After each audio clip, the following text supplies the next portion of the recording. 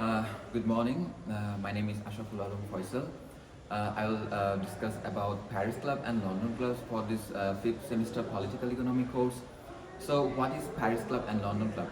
Paris Club and London Club is basically an informal group of creditor governments and private banks and private creditors who reschedule the loan who are dealing with foreign debt crisis. So they have originated after the Second World War and during the 1980s foreign debt crisis. Paris Club originated in 1956, where 12 European countries rescheduled the loan of Argentina, and it has the Paris Club and London Club do not have any formal structure. They do not have any voting procedures. They do not have any office. They're very ad hoc in nature. Their membership varied here by and thereby, and they have no institutional structure. So decisions are made by consensus rather than voting. So usually they meet up in the French Finance Ministry.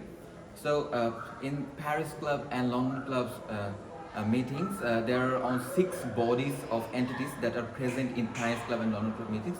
One is debtor government, the second is the creditor government, the third is the UNCTAD, the fourth is regional and development bank, and the fifth is international banks, and sixth the representatives of the IMF.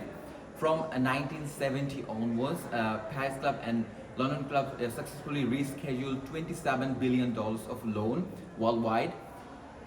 So there are 3 principalities Paris Club and London Club follows for its deliberation. One is called the conditionality principle, the second one is called the default principle, and the third one is called the burden sharing principle.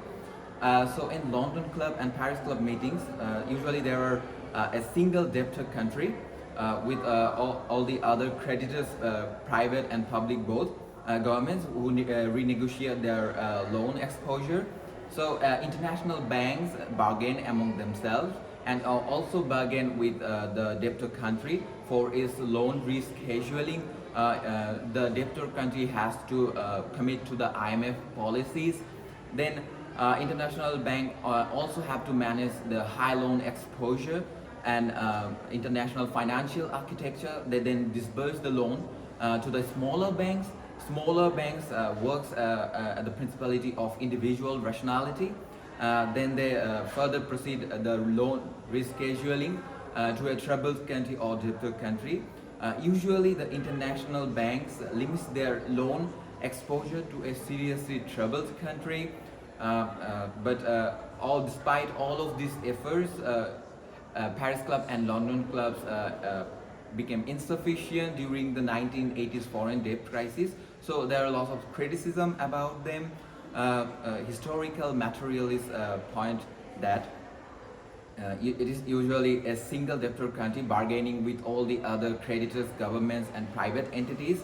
So debtor country has usually a little to say. It is also that debtor country has to agreed upon, forced upon the all the conditionality imposed by the IMF. And the third one is, despite 1977 effort, the Paris Club and London clubs prove unfriendly to LDCs and refuse the LDC acknowledgement at G77 summit. Thank you.